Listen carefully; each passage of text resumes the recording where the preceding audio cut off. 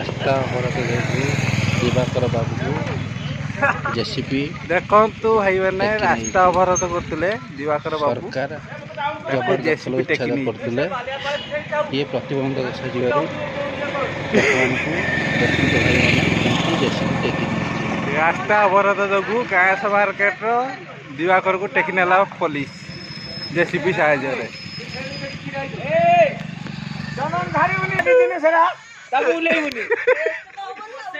ଏ ରାସ୍ତା ଅବରୋଧ ଯୋଗୁଁ ଟେକି ନେଇଗଲା ପୁଲିସ।